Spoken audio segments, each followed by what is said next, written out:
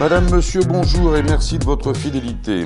Près de 1 300 000 personnes, c'est le chiffre annoncé par la Fondation Abbé Pierre, vivent dans des conditions de logement inacceptables, intolérables. Conséquence de la crise du logement, un marché parallèle de la location s'est créé. Il propose de soi-disant opportunités pour les locataires souvent pauvres, mais crée souvent des aubaines pour des propriétaires peu scrupuleux que l'on qualifie encore de marchands de sommeil. Caves, soupentes, greniers, micro-logements, il y en a un peu partout en France. On les dénombre à environ 600 000, ces habitations qui sont dans le collimateur des autorités, même si l'on juge sous-calibré les actions menées pour lutter contre ces logements jugés indignes, insalubres et même dangereux pour les occupants et leur environnement. À Grasse, Jérôme Viau, la municipalité a pris à bras-le-corps ce problème en créant son permis de louer. Alors, en quoi ça consiste et à combien estimez-vous aujourd'hui le nombre des logements indignes sur Grasse ? Merci de me poser cette question. C'est un sujet très important pour la municipalité.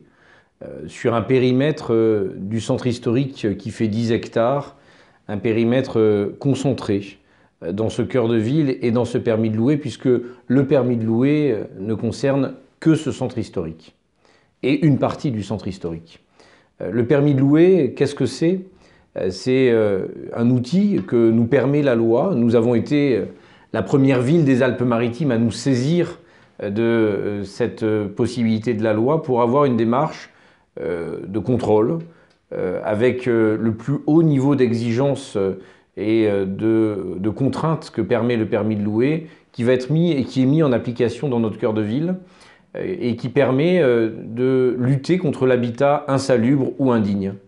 Et il y en a dans le cœur de ville, avec des immeubles entiers qui, depuis l'après-guerre, n'ont pas connu de travaux, et pour lesquels nous voulons lutter fermement, sans détour, dire aux propriétaires qui ne respectent pas ces sujets-là que nous sommes dans une démarche déterminée, à faire évoluer les conditions d'habitabilité parce que c'est comme ça qu'on tirera le centre historique vers le haut pour améliorer la vie dans notre cœur de ville. Alors concrètement, ça veut dire que si un propriétaire ne met pas aux normes et ne rend pas son appartement, son habitation digne d'être loué, il ne peut pas la mettre sur le marché de la location, c'est ça ? Oui, c'est même plus coercitif que ça. C'est-à-dire que si un propriétaire loue de gré à gré sans passer par la municipalité pour demander le permis de louer, il est passible d'une sanction, d'une amende.